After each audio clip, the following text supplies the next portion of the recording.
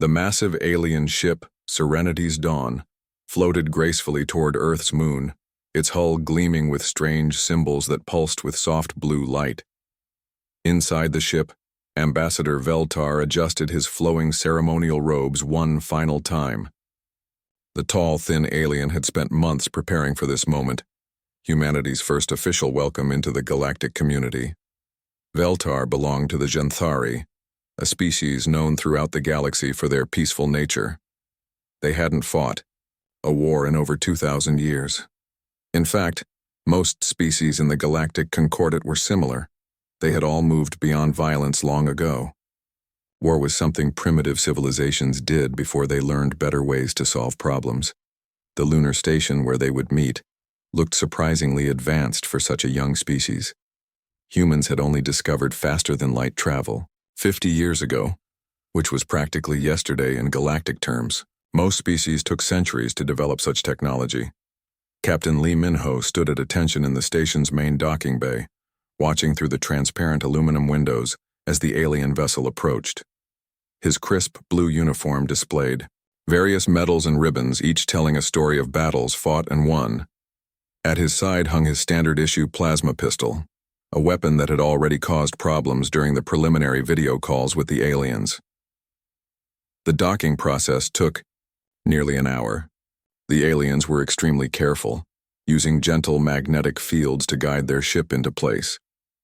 Everything they did seemed designed to avoid even the possibility of accident or conflict. Min-ho found it fascinating how cautious they were. When the airlock finally opened, Veltar emerged first, followed by 5 other aliens from different species. There was a short, round creature with multiple eyes, a tall being that looked like it was made of living crystal, and others that defied easy description. They all moved slowly, their body language screaming peaceful intent. Min-ho stepped forward and gave a crisp military salute. "Welcome to Luna Station. I'm Captain Lee Min-ho, representing the Human Defense Force." The translator device around Veltar's neck made soft clicking sounds before producing words in perfect Korean. "We greet you in peace, Captain Lee Min-ho. I am Ambassador Veltar of the Genthari Collective." But even as the formal greetings continued, Min-ho noticed how the aliens kept glancing at his sidearm. Their large eyes would dart to his weapon, then quickly look away as if they'd seen something inappropriate. "Captain," Veltar said carefully, "the device at your side. It is ceremonial, yes? A symbol of your position rather than a functional tool?" Min-ho looked down at his pistol, genuinely confused by the question. "This? No, it's standard equipment. Every officer in the Defense Force carries one." The silence that followed was deafening. The crystal being actually took a step backward, while the multi-eyed creature began making distressed squeaking sounds. Veltar's skin, which had been a pleasant pale blue, suddenly shifted to a worried purple color. "You mean, it actually functions as a weapon?" Veltar asked, his voice barely above a whisper.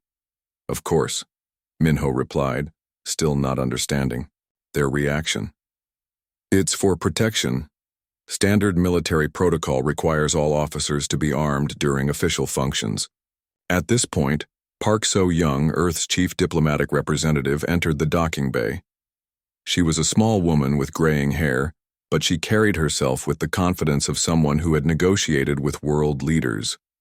She wore a simple business suit, no uniform, no visible weapons. "Ambassador Veltar," she said warmly, extending her hand in the human gesture of greeting. "Welcome to our system. I apologize for any delay." Veltar seemed relieved to see someone who appeared, unarmed. "Director Park, we were just discussing Captain Lee's equipment." So-young glanced at Min-ho's sidearm and shrugged. "Standard procedure. Don't worry. The captain is very well trained. We've only had 3 accidental discharges this year, and none of them were fatal." She meant it as a joke, but the effect on the alien delegation was immediate and dramatic. 2 of the Genthari representatives actually fainted, collapsing in graceful heaps on the deck. The crystal being began making a sound like wind chimes in a hurricane, while the multi-eyed creature started backing toward the airlock. "Perhaps," So-young continued, oblivious to the chaos she'd caused, We should move to the conference room. We have a fascinating presentation about human military history prepared for you. Veltar's purple skin now had streaks of deep red running through it. Military history? Oh yes, So Young said enthusiastically. We thought you'd be interested in how we've developed as a species. Captain Lee here is actually a veteran of the Korean Unification War, and before that he served in the Mars Colonial Defense Force during the asteroid mining conflicts. The remaining conscious aliens exchanged what could only be described as horrified glances. In their experience, species that had recent military conflicts were usually still decades away from being ready for galactic civilization. As they made their way through the station's corridors, Minho couldn't help but notice how the aliens flinched every time they passed a security checkpoint. Luna Station was a civilian facility, but it was still a human installation, which meant armed guards, security scanners, and various defensive systems that humans considered perfectly normal. The conference room itself was a masterpiece of human design, comfortable chairs, a large holographic display system, and decorative items from Earth's various cultures. What the humans saw as welcoming, the aliens saw as deeply unsettling. Even the decorative samurai sword on the wall seemed to radiate menace to beings who hadn't seen an actual weapon in centuries. The meeting lasted exactly 47 minutes. By the end, the alien delegation was in a state of barely controlled panic. They had learned that humans not only carried weapons regularly, but had an entire industry dedicated to making them better. They discovered that human children played with toy weapons, that human entertainment was filled with conflict and violence, and that humans actually seemed proud of their military achievements. When the aliens finally departed, their ship practically fled from the lunar station. Emergency communications flooded the galactic networks within hours. The peaceful species of the Concordat faced an unprecedented question. What do you do when you encounter a species that might be too dangerous to ignore, but too advanced to simply avoid? Back on Luna Station, Minho and So Young watched the alien ship disappear into hyperspace. I think that went well, So Young said optimistically.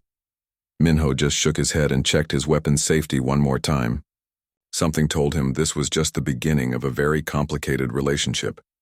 Dr. Kim Tae-jin sat in his cluttered office at Seoul University, staring at the encrypted message that had just appeared on his secure terminal. The sender was listed as Anonymous Galactic Inquiry, but he knew exactly who it was from. This was the 5th such message this week, and it was only Tuesday. 3 months had passed since the disastrous first contact meeting at Luna Station, and somehow Tae-jin had become the most popular human in the galaxy. It wasn't a position he'd ever wanted or expected. He was just a military historian who specialized in weapon development throughout human history. His biggest claim to fame before the aliens arrived was writing a boring academic paper about Korean war tactics that maybe 12 people had read. Now, alien governments were secretly contacting him almost daily, desperate to understand how humans had developed such sophisticated weapons. The irony wasn't lost on him. The same weapons that had terrified the Galactic Concordat during first contact were now the galaxy's most desired technology. The message on his screen was from the Keth Mori, a species known throughout the galaxy as obsessive collectors and researchers. They had spent thousands of years cataloging artifacts from extinct civilizations, treating ancient weapons like museum pieces. Their latest request made Tae-jin shake his head in disbelief. Dr. Kim, the translated message read, "We must meet again. Our analysis of human weapon designs has revealed something unprecedented. We have studied the military technology of 47 extinct species, but nothing compares to human innovation. Please respond at your earliest convenience." Tae-jin glanced at the stack of similar requests on his desk. The peaceful Ilarian Empire wanted to understand human defensive strategies. The commerce-focused Velkari were interested in human logistics and supply chain management for military operations. Even the scholarly Orium Collective, who prided themselves on pure academic research, had quietly asked for copies of human military engineering textbooks. A soft knock on his office door interrupted his thoughts.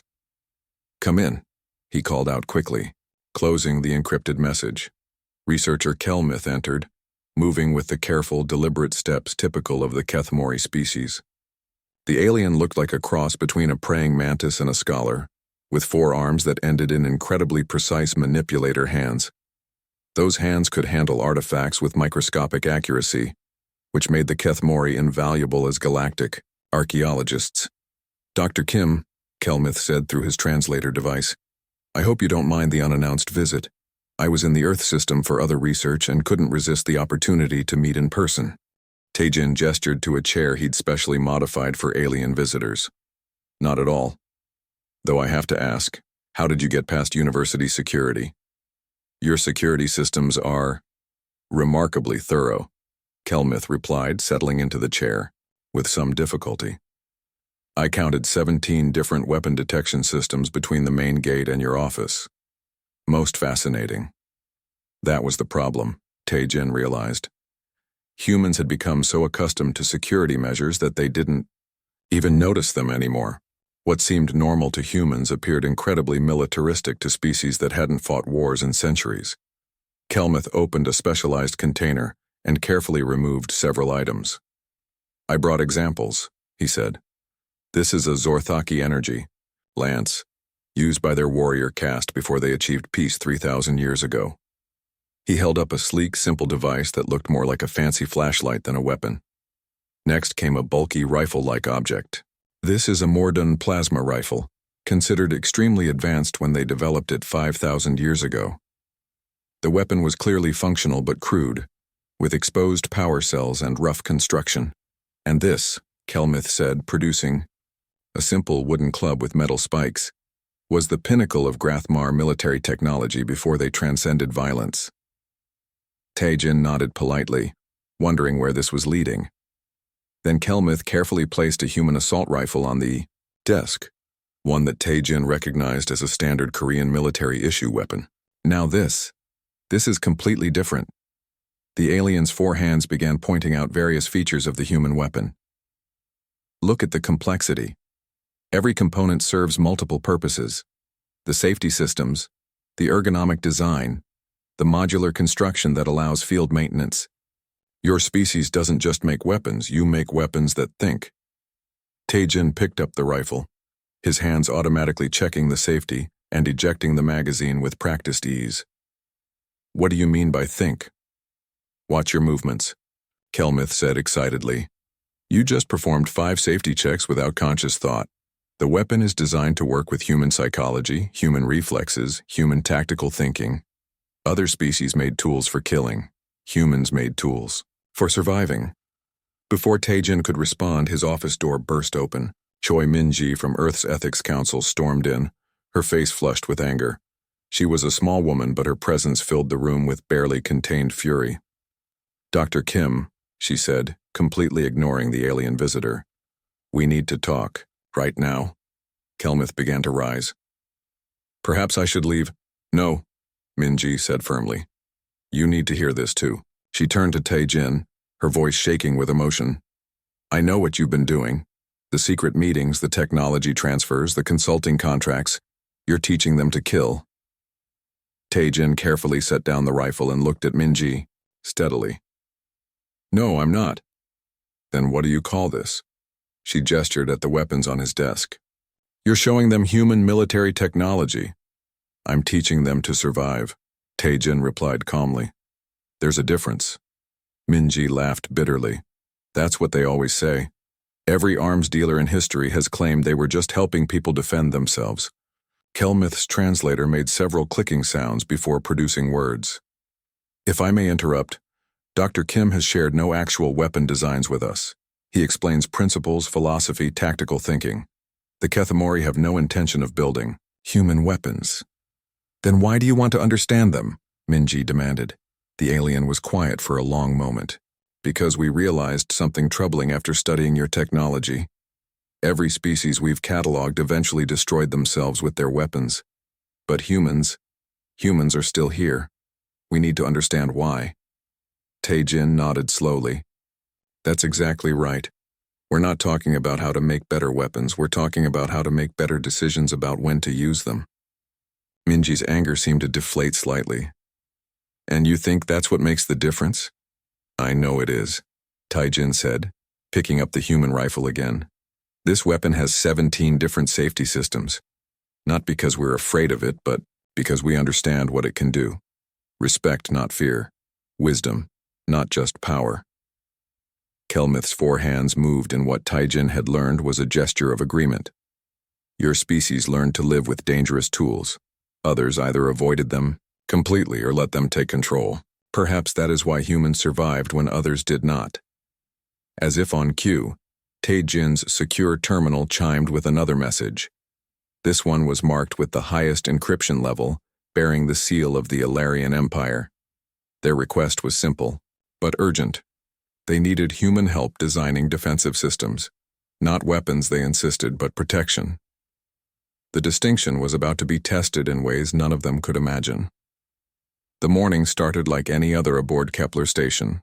The ID, Galaxy's newest trading hub floating in the neutral zone between human and alien territories. Captain Jung-Hai Wan was reviewing cargo manifests for her merchant ship, Soul's Pride, when the first alarms began to wail. At first, she thought it was just another drill. Kepler station ran safety exercises twice a week, fire suppression, hull breach protocols, the usual stuff that kept a massive space station running smoothly. But when the lights shifted to emergency red and the automated voice began speaking in 17 different languages, Haiwan knew this was real. All civilians report to evacuation stations immediately. This is not a drill. Hostile vessels detected. Approaching the station, Haiwan rushed to the nearest observation deck, joining hundreds of other beings. Humans, aliens, families, traders, researchers, all pressing against the transparent aluminum windows. What she saw made her blood run cold. Emerging from hyperspace like nightmares given form, dozens of Vorthak warships appeared around the station. The Vorthak were everything the peaceful galactic concordate species feared. A militaristic empire that conquered rather than negotiated, enslaved rather than traded. Their black ships bristled with weapons that could crack a planet's crust. The station's communication systems crackled to life with desperate messages from the tiny concordate peacekeeping force. 3 small patrol ships against an entire Vorthak battle fleet. The math was simple and terrifying.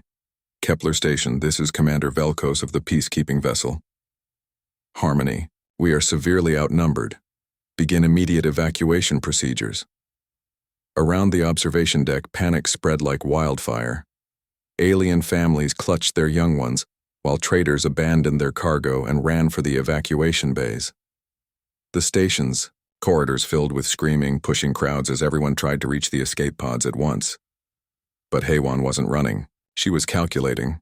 Her ship, Soul's Pride, was officially listed as a cargo hauler, but like most human vessels operating in potentially dangerous space, it had a few modifications that weren't mentioned in the official paperwork.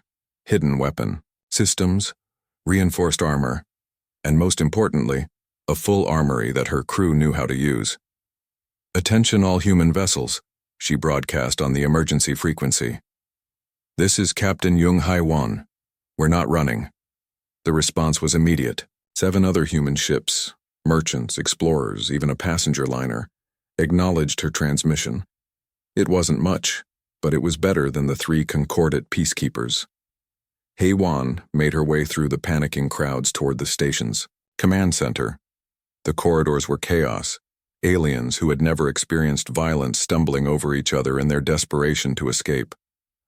She found Nam Yun Seo, the station's Ilarian administrator, standing frozen in the middle of the main corridor, watching the evacuation with wide, terrified eyes. The Ilarians were one of the galaxy's most peaceful species.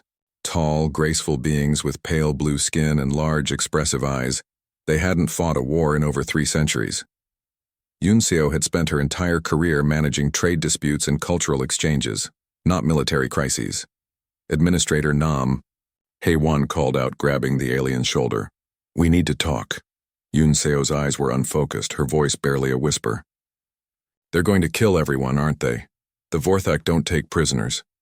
Not if we fight back, Haiwan said firmly. How many beings are still on the station? I don't know. Maybe 2,000? The evacuation ships can only take half that number, and the Vorthak are already jamming our communications. Haiwan did the math quickly. At least 1,000 beings were trapped on the station, with no hope of escape before the Vorthak attacked. The peacekeepers wouldn't last 5 minutes against that fleet.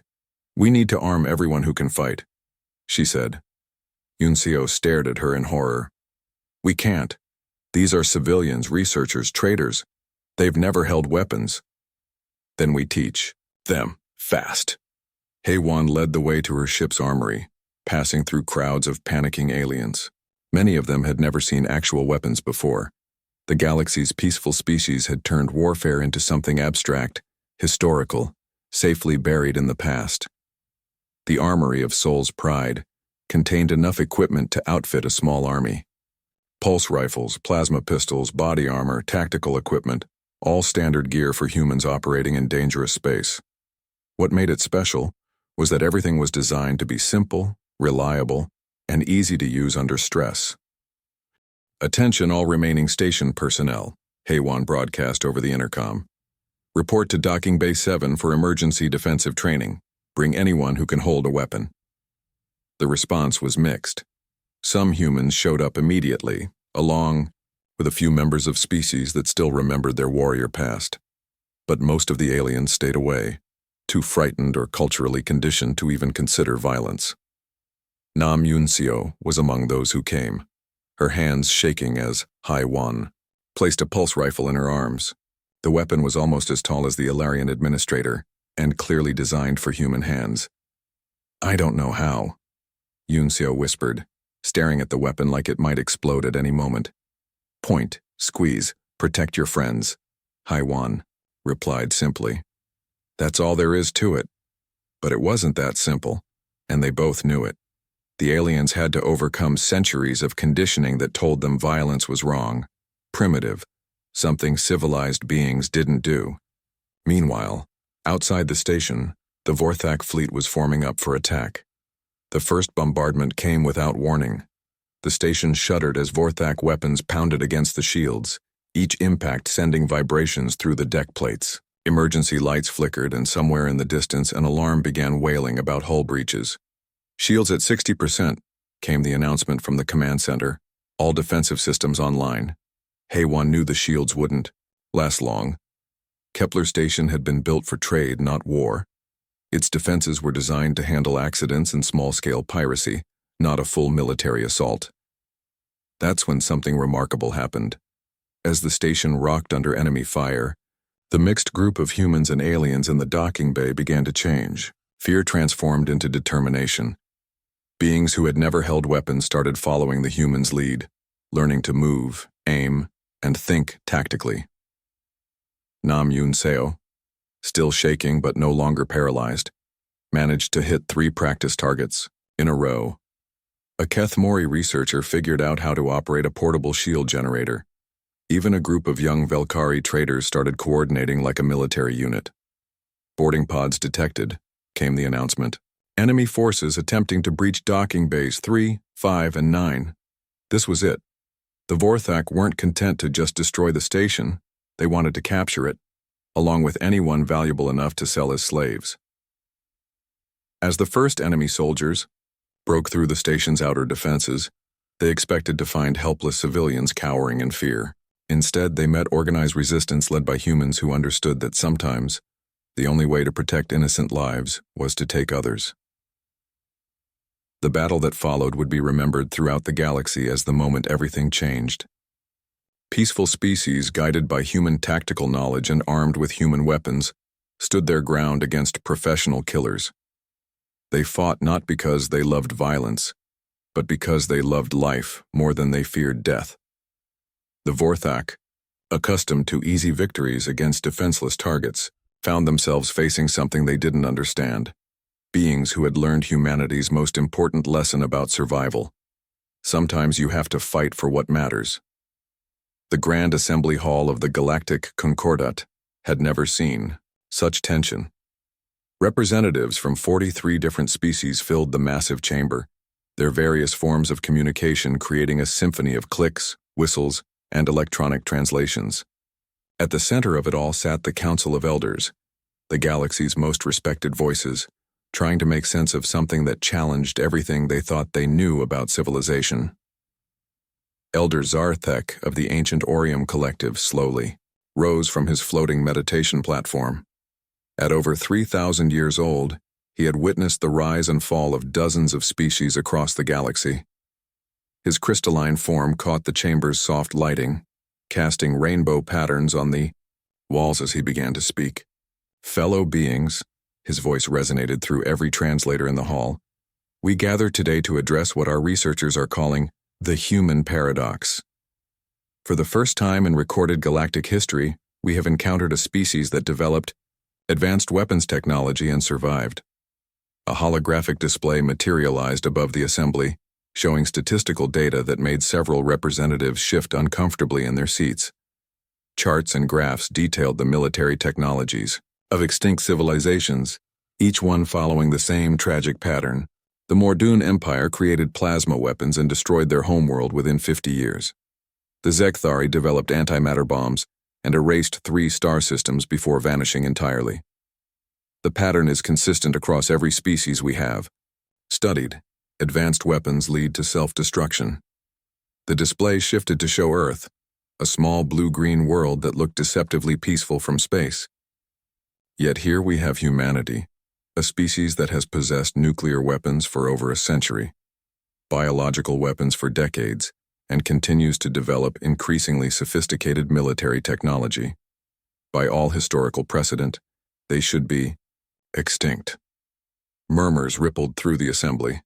Many of the peaceful species had been having nightmares since the Kepler Station incident, where humans had taught their own citizens to use weapons effectively. The idea that such a militaristic species could be stable was deeply disturbing to beings who had evolved beyond violence centuries ago. Admiral Kang Soo-jin stood up in the human delegation section, her crisp naval uniform a stark contrast to the flowing robes and natural forms of the alien representatives. She was a small woman by human standards, barely 5 feet tall, but her presence commanded attention in a way that made the massive chamber feel smaller. "May I address the assembly?" she asked, her voice carrying clearly without artificial amplification. Elder Zarthek's crystalline head nodded slowly. "The floor recognizes Admiral Kang of the Human Defense Force."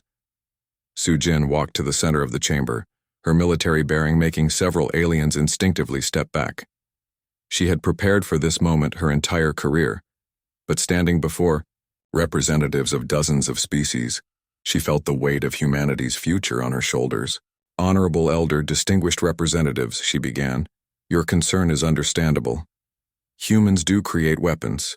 We carry them, we study them, we continue to improve them. But you misunderstand why we do this." The chamber fell silent except for the soft humming of translation devices working overtime. "You see weapons as tools of destruction. We see them as tools of protection. The strongest weapon isn't the one that can destroy the most. It's the one you never have to use." A Keth Mori representative raised one of his 4 arms. "Admiral Kang, how can you claim your weapons are for protection when human history is filled with wars?" Soo-jin nodded grimly. "Because those wars taught us something other species apparently never learned: the true cost of violence. Every human child learns about the nuclear winter of 2157, when we almost froze our own planet. We study the bioplague incident of 2203 that killed 2 billion people before we found a cure. These weren't glorious victories. They were horrific mistakes that nearly ended our species." She gestured to the holographic display, which now showed images from human history: devastated cities, memorial walls, peace treaties signed with shaking hands. "But here's what makes humans different. Instead of abandoning weapons entirely or letting them control us, we learned restraint. We developed systems, protocols, safeguards. We created entire philosophies about when force is justified and when it isn't." Dr. Bai Ji-hoon joined Soo-jin in the center of the chamber. The elderly academic looked completely out of place among the military uniforms and alien dignitaries, but his gentle manner seemed to calm the nervous atmosphere. "If I may add to the Admiral's comments," he said softly, "humans have a saying: those who beat their swords into plowshares will plow for those who don't. We learned that good intentions aren't enough in a dangerous universe. An Ilarian representative, still visibly shaken from the Kepler station attack, spoke up. Dr. Bay, your weapons nearly terrified my people to death during first contact. How is that protective? Bay smiled sadly. Because your people survived. The Vorthak attack, didn't they? Administrator Nam Yoon Seo is alive today because she learned to hold a weapon when her life depended on it. Would you prefer she had died with clean hands? The question hung in the air like a challenge. Many of the peaceful species had been asking themselves the same thing since Kepler station. Their pacifist philosophies sounded noble in theory, but when faced with actual violence, they had proven helpless. We almost destroyed ourselves at least 6 times in our recorded history. Bay continued. Each time we pulled back from the brink and asked ourselves why. What made us so eager to use force? How could we be stronger without being more destructive? Sujin picked up the thread. The answer was discipline, self-control, the understanding that true strength comes from choosing not to use your full power, not from lacking power altogether. She activated her personal communicator, and the chamber's display showed footage from Kepler station, humans and aliens working together, weapons being used to protect rather than conquer, civilians becoming defenders when their families were threatened. Look at this footage, she said. Do you see humans forcing others to fight? Do you see us conquering or enslaving? You see us teaching scared beings how to protect themselves when they had no other choice. Elder Zarthek's crystalline form shimmered as he processed this information. Admiral, you claim humans use weapons responsibly. But how can the galaxy trust a species so comfortable with violence? Because we're the ones who survived it, Sujin replied simply. Every other species either avoided weapons entirely or let them take control. We found the middle path: respect without fear, preparation without aggression, strength without cruelty. Dr. Bay stepped forward. In human philosophy, we have a concept called the warrior poet, a person who is capable of great violence but chooses great gentleness instead, not because they're weak but because they understand the true cost of both options. The assembly erupted in discussion as translators worked furiously to convey concepts that had no equivalent in many alien languages. The idea that weapons could be tools of peace, that military strength could serve humanitarian purposes, was foreign to species that had evolved beyond conflict. But slowly, understanding began to dawn. The humans hadn't conquered the galaxy despite having superior weapons. They hadn't enslaved weaker species or imposed their will through force. Instead, they had used their military knowledge to protect others when peaceful solutions failed. As the session concluded, many representatives found themselves reconsidering everything they thought they knew about civilization, strength, and survival. Perhaps the humans had discovered something the galaxy had been missing, that sometimes the greatest act of peace is being prepared for war, and the strongest beings are those who could destroy everything but choose to protect it instead.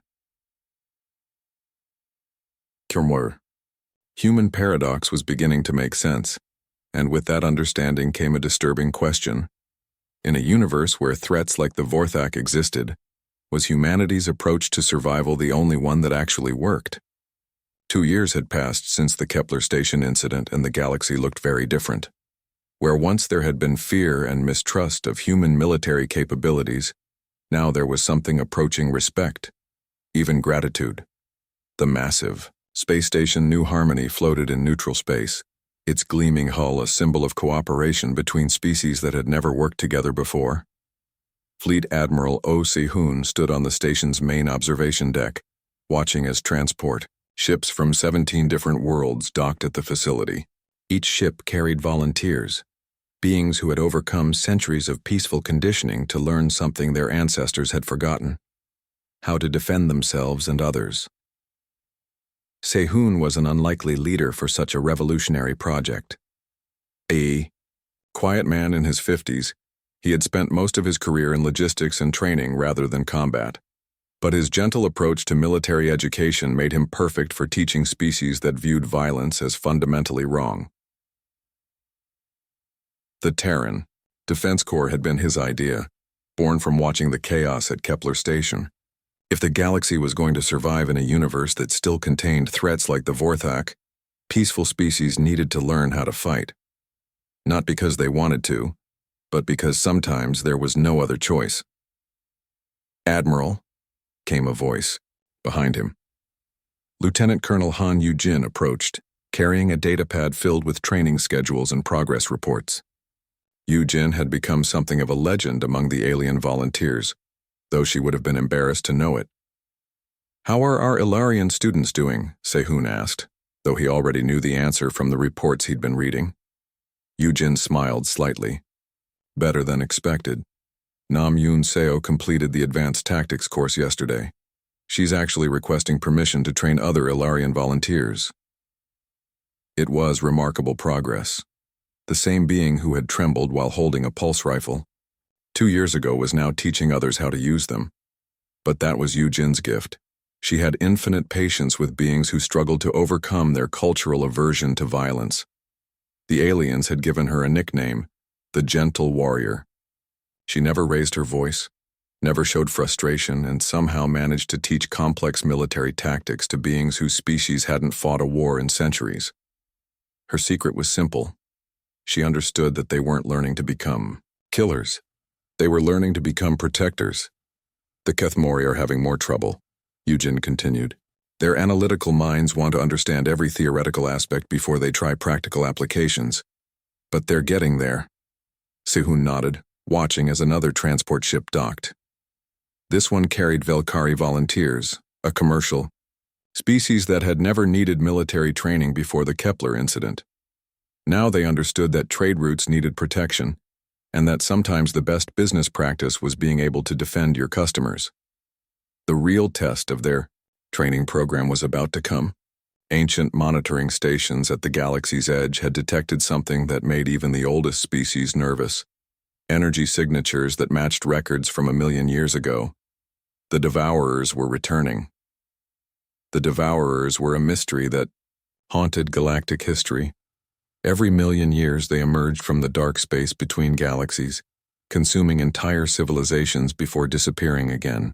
The current galactic community had risen from the ashes of the previous one, building their peaceful society on the ruins of worlds that had been stripped clean. Historical records suggested that the Devourers were artificial intelligences, created by some long-dead species as weapons of ultimate destruction. They consumed not just lives but entire planets, leaving nothing behind but empty space and silence. "Admiral," came an urgent voice over the intercom. "Please report to the command center immediately.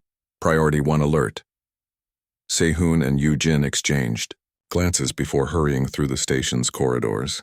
The command center buzzed with activity as beings from dozens of species worked together, sharing information and coordinating responses in ways that would have been impossible just 2 years earlier. Commander Yoon Da-hee looked up from a holographic display showing the galaxy's outer edge. Her face was grim, but her voice was steady. "They're here. Long-range sensors have detected the Devourer fleet entering our galaxy. Estimated time to first contact with inhabited systems, 6 months. The display showed massive shapes moving through space. Not ships in any conventional sense, but geometric constructions the size of moons, each one capable of stripping a planet down to its core in a matter of days. "How many?" Se-hoon asked. "Initial count suggests over 1,000 major vessels with countless smaller units," Dehai replied. "The good news is they're moving slowly, probably surveying for the most populated systems to hit first." Around the command center, representatives from the member species were already opening communication channels with their home governments. This was what they had all been preparing for, though many had hoped it would never come. "Orders, Admiral?" Yu-jin asked. Se-hoon looked around the room at the mixed crew of humans and aliens, all of them focused on their tasks despite the magnitude of the threat they faced. 2 years ago, most of these beings had never held a weapon. Now they were coordinating the defense of an entire galaxy. "Send out the alert to all Defense Corps units," he ordered. "Full mobilization. Every ship, every trained unit, every weapon we can bring to bear." "Sir," said a young Alarian communications officer, "several member species are asking if they should evacuate their core worlds." "Tell them to prepare for evacuation, but also to prepare to fight," Se-hoon replied. "Running only works if you have somewhere to run to. This time we make a stand." Over the following weeks, something unprecedented happened in galactic history. Species that had spent millennia avoiding conflict began mobilizing for war, not because they had suddenly become violent, but because they had learned the difference between aggression and defense. The combined fleet that assembled was unlike anything the galaxy had ever seen. Human warships flew alongside converted Ilarian cargo vessels. Kethmori research ships bristled with hastily installed weapon systems. Even the peaceful Jinthari contributed their advanced shielding technology to protect the more vulnerable vessels. When the Devourer fleet finally reached the inhabited systems, they encountered something they had never faced before. The previous galactic civilizations had been caught off guard, unprepared for the scale of the threat. This time the defenders were ready.